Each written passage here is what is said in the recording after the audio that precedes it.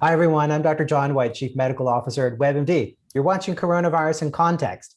Have you been hearing about this fourth wave? What do we even mean by that? So to help provide some insights, I've asked one of the best experts out there, my good friend and colleague, Dr. Eric Topol. Dr. Topol, thanks for joining me. Oh, of course, John. Good to be with you again. So let's start off and remind our audience, what is a fourth wave? What do we mean by that? And should they be concerned? Well, in the US, we've had three waves, progressively worse, with the third one that emerged over the holidays, Thanksgiving, Christmas, New Year's. That was a monster surge. Hopefully, we'll never see the likes of that again. We got cases of a few 100,000 a day in that.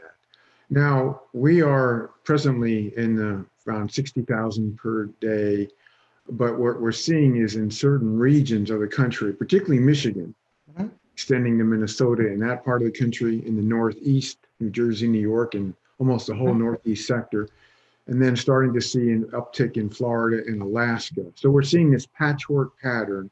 Each of those places are seeing increases in cases, and particularly Michigan with a big jump in hospitalizations. This patchwork could lead, now that this UK variant, B117, is the number one cause of infections in the United States.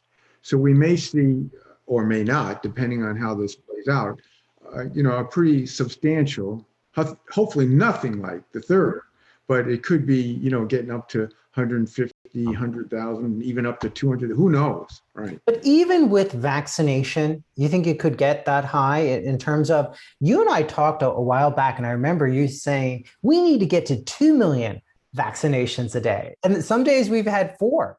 So is it realistic to think that we could be back to where we were before, where we're talking literally, remember, we were talking hundreds of thousands of cases a day? Well, I hope not. I don't think we will. It's a liability because we don't, even though we're doing up to 4.1 million vaccinations a day, a lot of those are second vaccinations. In fact, more than half.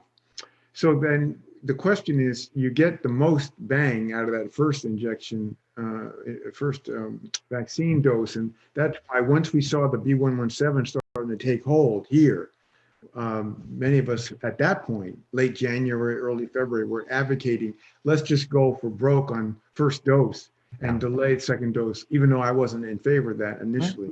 Unfortunately, that wasn't done. Another thing we can do right now is just blitz vaccines in Michigan.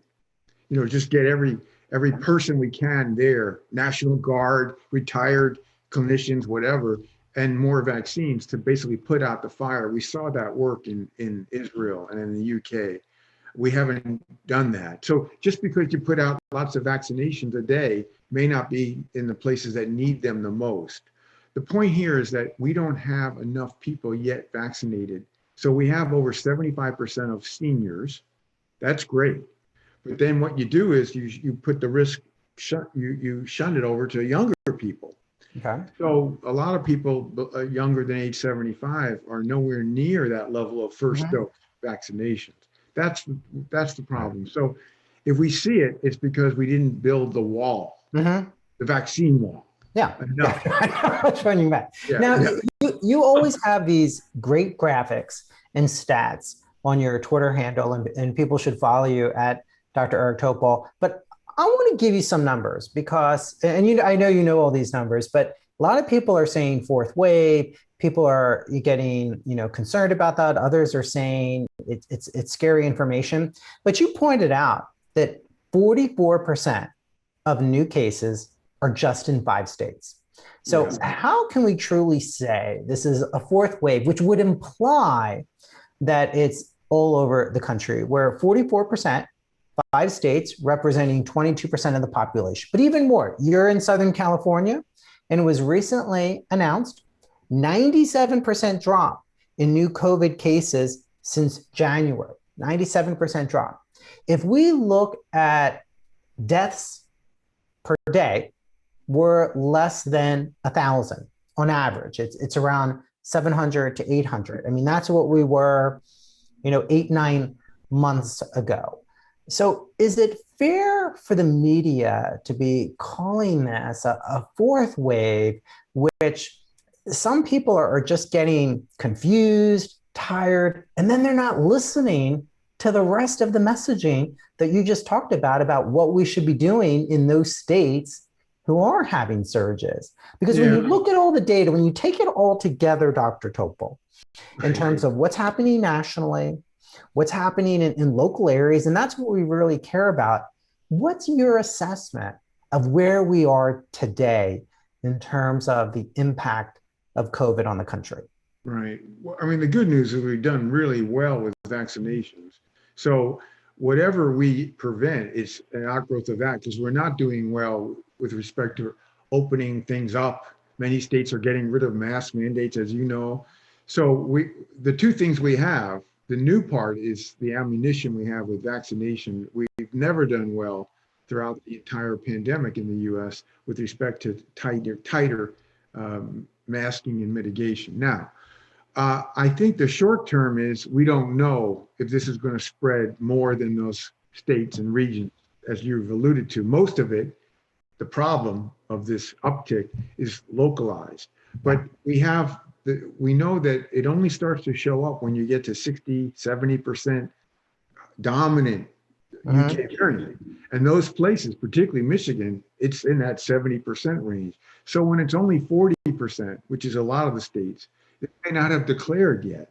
Now, if you just go fast forward, 4 weeks, 6, 8 weeks, we'll get past this thing. We will get past it. The vaccines work exceedingly well against this variant and against basically all the variants we've seen to date. So this is like the last hump of our last challenge. And then, we should have enough vaccinations covered, enough Americans. So by June, we should be in really good shape with containment of the virus for the first time ever in this country since the pandemic started. Let's talk about Texas. Yeah. So the mask mandate removed, but people are still wearing masks. We've seen that. A lot of establishments are requiring it. Only 28% of people have been vaccinated once. Less than 15% of Texans have been fully vaccinated. Yet their number of cases and deaths continue to decline. So how do we interpret that data correctly? Because we also don't want people to get the wrong conclusion from it, but we want to be fair. Do we have enough information to say what's going on? Is it about the density of the population? Is there something else going on? Because some people are looking at it and being like, hey, I don't have to wear a mask. I don't have to get vaccinated. Yeah, sure. And it's fine. But then we can look at other states like Florida and see where cases are increasing. So how do we interpret that information, Dr. Topol? How do you guide our viewers to looking at that information? Because they see it. Yeah, they see it. We see it, but it's just this moment in time. But I look at the baseball game in Texas, which was a packed stadium of 50,000 people. Yeah, but like making believe we're a stadium of 50,000 people. Yeah, but like making believe we're pre-pandemic, post-pandemic. And I say, well, that's going to be interesting to follow in the next few weeks. What happens with that? So the point being is that it's too early to say that Texas is out of trouble. We may well see that, and we said now we still don't understand heterogeneity. That is, if you look across Europe, where this strain B117 spread across all of Europe now, certain countries somehow withstood it, never showed up as a problem. They've basically kept it in check. Now they've had mostly tighter lockdowns than we've never had anything like what has been in Europe. Then some countries like the UK and Ireland and Portugal and Eastern and Central Europe really had terrible situations. So in this country, it's possible that certain states, just because of this kind of pattern, this pattern is relying on some local spreading events. And once that we think this is the most likely explanation for Michigan, for example. There's been a lot of, hundreds of small outbreaks, and those have taken off in many different places, particularly southeastern Michigan. If Texas or other states don't get this kind of spread begets spread, then maybe they'll, be able to ward it off. We just don't know.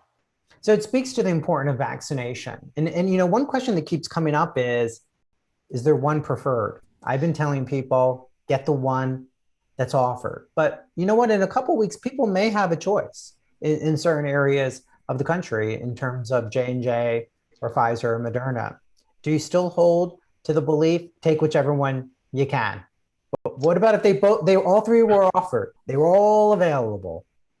Yeah, well, I'm still waiting for the J&J trial of the 2-dose. What about if they all three were offered? They were all available. Yeah, well, I'm still waiting for the J&J trial of the 2-dose.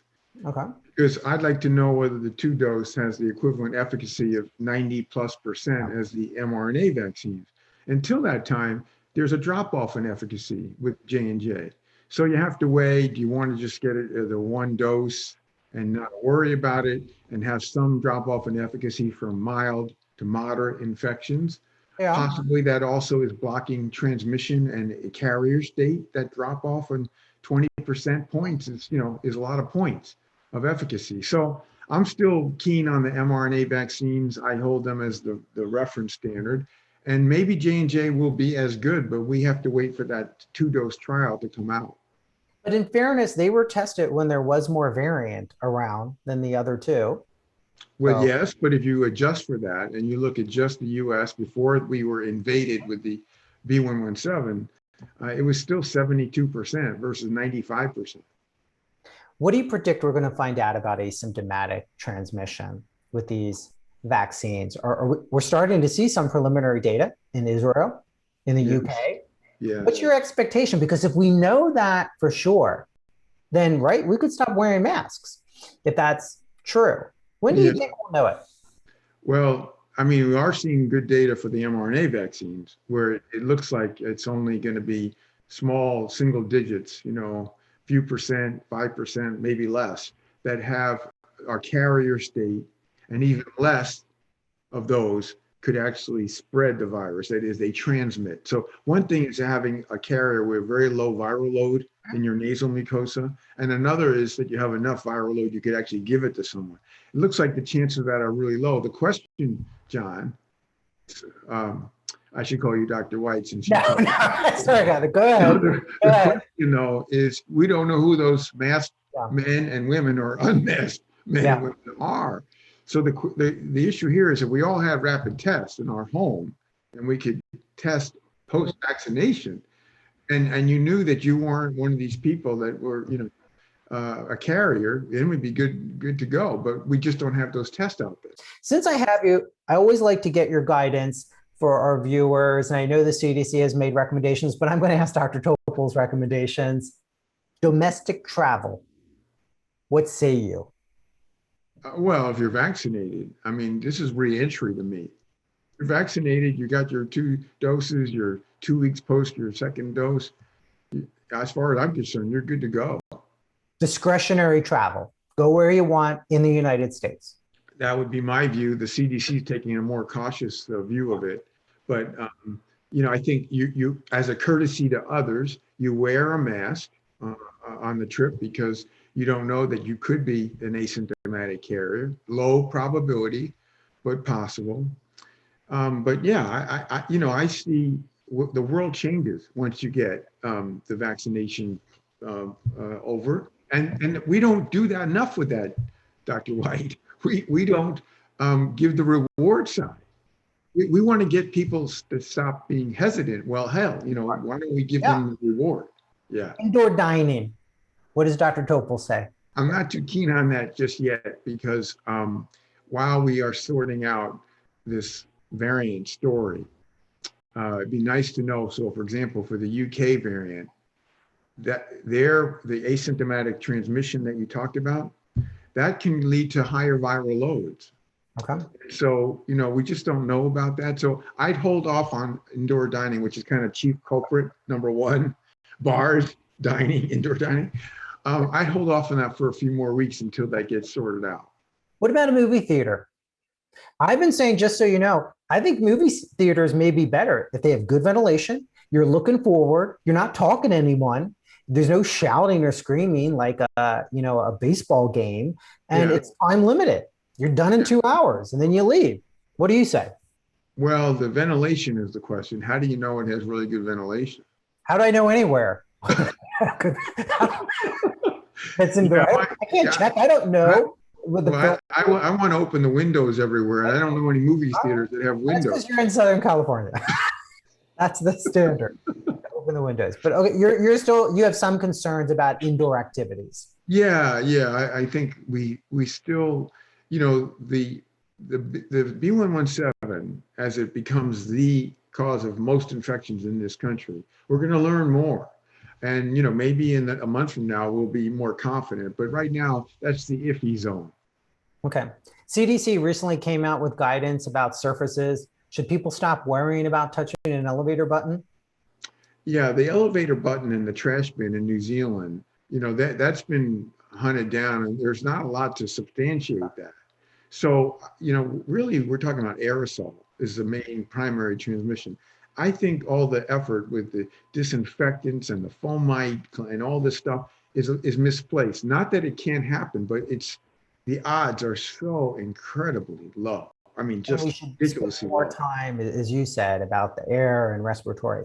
One final question. Schools are starting reopening. CDC came out with guidance for most districts, depending upon community spread, 3 feet. So that allows more kids to be in school. But here's the reality of what's causing some challenges. They say when kids eat, it should still be 6 feet. So that makes it very challenging for some schools. But does that make sense on a scientific basis? If we're talking about elementary school kids, right? So we already know viral spread is lower. We know that they're less able to communicate, perhaps by the development of the respiratory tract. So we have 3 feet, yet when they're eating, which by definition is time limited for kids, is there science to support that? Or does that just make it more challenging for districts to have more kids come back to school? And in many private schools, they've been open, in many months of the pandemic. Right. Well, the problem really is there's no science for 6 feet, 3 feet, 1 foot, anything. There's no science. Yeah. It's very shaky. Thank you for acknowledging that. People don't always Yeah, we don't have as strong data as we'd like. it's crazy. The study that compared the 6 feet to 3 feet has more flaws in it than I could even, spend hours describing. So no, the But much problem of the really, world has used, 1 meter, in the metric system, 3 feet, in Canada and elsewhere. yeah, no, I think the problem is that we don't use the tools we have. If we had the teachers and the kids and all the ancillary staff vaccinated, or we use rapid tests to show they weren't infectious, forget the 6 feet and the 3 feet. But we aren't using the things that we know work. And if we had ventilation, which now we're getting out of the colder weather, so that we had every classroom was well ventilated, windows were open or whatever. These are things we know would work. And then you could have kids sitting next to each other. That's not the problem. The problem is all the other things that we don't do to take precaution. So I want to ask you, because we've been able to talk throughout the entire pandemic. Are you hopeful? Oh gosh, yes. I mean, I think we're at the last, we're not at the finish line, but we're getting closer. And it's this marathon that instead of 26 miles, it's like 2,600 miles. And we're kind of like at 2,500. We're getting to the home stretch. And like I say, if we just get over the main concern, which is this B117 strain, it really is a different virus in many respects. If we can get over that, and we will, I'm confident by towards the end of June we'll be in very good shape. We may not have absence of COVID, but we'll have it at levels that are suppressed that we've not seen since the beginning of the pandemic, and that's really exciting. Well, Dr. Topol, I want to thank you as always for providing great insight. I encourage everyone, as I mentioned early on, to follow you on Twitter. You have great graphics, great description of what's going on, and it really tease it down for both scientists and non-scientists to see what's going on. So thanks for all you're doing to give us good information to keep us safe. No, thank you, John. You are the same. You're a great resource, and thanks so much for having the chance to have this conversation. Well, if you have questions for Dr. Topol or me, and you don't want to message him on Twitter or Instagram, you can send them to me at drjohn@webmd.net. Thanks for watching, everyone.